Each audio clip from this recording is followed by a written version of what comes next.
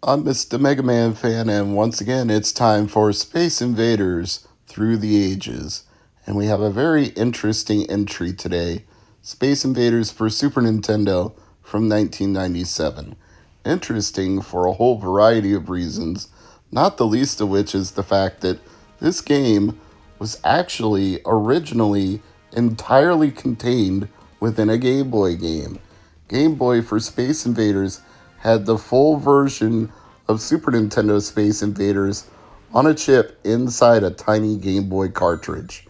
The only way to access it, though, was by putting it into a Super Game Boy in a Super Nintendo, and suddenly the full version would be unlocked. Otherwise, you were just playing a much more scaled down Space Invaders on your Game Boy.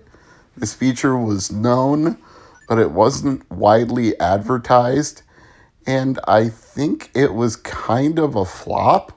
A lot of people didn't discover this until much later after the Game Boy and Super Nintendo eras were both over, so it appears to have caught a lot of people off guard.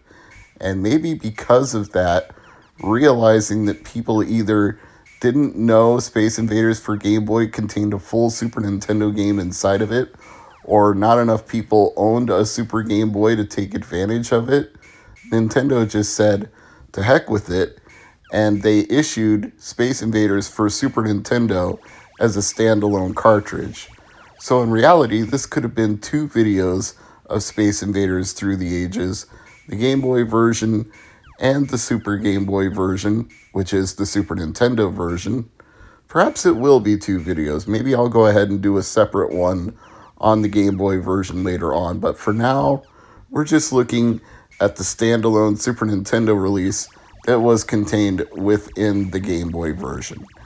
And I have previously noted on Space Invaders Through the Ages that the Bandai Wonder Swan version of Space Invaders was a clone of this game, but unfortunately, it got so much of that wrong in the process that it almost isn't even fair to consider it a clone because, first of all, it's not capable of producing the colors that you're seeing here. This Starfield background for Space Invaders that was one of the variants you could find in arcades, complete with what appears at first to be a typographical error where it says insert coin, but that was just a friendly little gimmick for an alien to come out and shoot the extra C to correct the typos. So I've always thought that was a very cool Easter egg and something you only notice if you're paying close attention, and something they didn't even have to reproduce for a home version of Space Invaders, but the fact they cared that much about authenticity really shows. Speaking of authenticity, they included 4 different displays for Space Invaders on this Super Nintendo cartridge. You're seeing the one right now with the starry playfield in the background, but they also included straight up old school, no additional graphics or overlays of any kind, black and white Space Invaders. And then they included the cellophane version of Space Invaders. And they cared so much about the authenticity of that one that they actually have the colors bleed over from one row into the next, where the cellophane didn't evenly wrap around the invaders. Basically, they just took a black and white monitor and put a skin over it to fake the appearance of color, which was a pretty clever and cheap idea to save money and still enhance the game. But when an alien would be between the rows of cellophane, you'd see it partially one color and partially another. So that's how you knew that the display itself wasn't generating the color. It was something laid over the top of it that was making it appear that way. And Vectrex used the exact same idea. They created overlays for the Vectrex to fake the appearance of color, even though you were playing vector graphics on a black and white display. They gave you the illusion of color, so not like it wasn't a concept familiar to the video game and home console industry that was tried many times over the years. In fact, the original Odyssey, the first ever home console, was entirely overlays. There really weren't any graphics whatsoever. You had overlays to create everything that you saw. you really had to use your imagination because there were just two electronic lines on the screen. That's all you would get, that's all, and that's it. Maybe one of these days I'll actually find a working, well conditioned, original Odyssey and go to the trouble of actually hooking it up to an old school TV. But yeah, I don't know. I feel like Angry Video Game Nerd already did the legwork on that for a lot of people, and there's not a lot of fun to be gotten out of an Odyssey, even if you have a second player, because most of them are really meant to be two-player games. It's very primitive and it's very limited, so no, I don't think I have that much desire to do it. From a historical perspective, it's fascinating. From an enjoyment perspective, not quite so much. At least when you're playing classic Space Invaders, that's never the case. It's historically important as the first mega hit of arcades, and it's also still absolutely fun to play. The relentless march of the aliens towards your impending doom never seems to get old, and every quote unquote shoot 'em up that has ever come to exist, whether it's horizontal or vertical scrolling or a stationary screen or a single wave of enemies or multiple waves in different formations, no matter what it is, they all owe a debt to Space Invaders. This is their great grandfather, their spiritual godfather, their progenitor, whatever you would want to describe it as.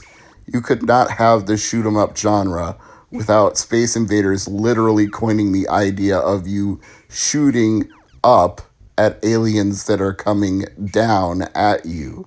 There would be no such thing without Space Invaders. So take your hat off to that, as well as to the fact that this version, coded for Super Nintendo, has some of the most beautiful looking, beautiful sounding, most authentic and accurate recreations of Space Invaders you will find on any compilation, console, platform, or handheld. This is Space Invaders done the way it's supposed to be. The authentic fonts, the aliens look right, the number of bases at the bottom of the screen that are protecting you are what they are supposed to be, 4 instead of 3 or 2 or some wacky combination of. They're not displaying inaccurately. They're moving the way they're supposed to, left to right, right to left. The march of the aliens, as I like to call it. The correct number of aliens on the screen. You've got 5 rows, 11 columns, the classic 55 enemies that are always there every single time.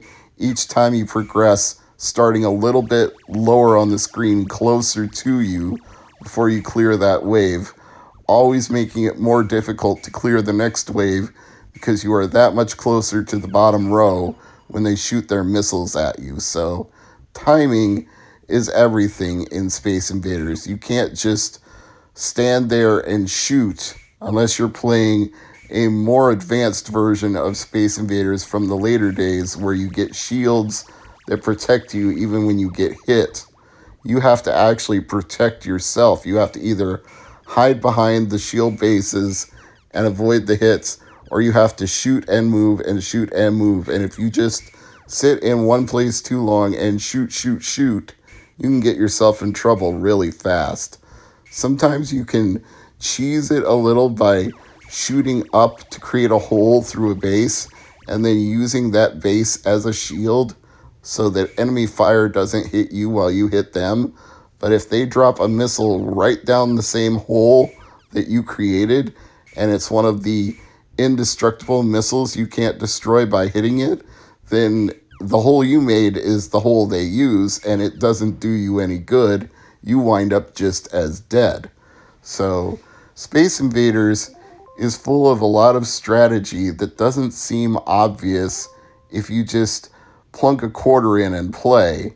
It's only when you actually get into the zone that you start to notice there is technique and strategy and ways to progress that are different as you proceed from one wave to the next.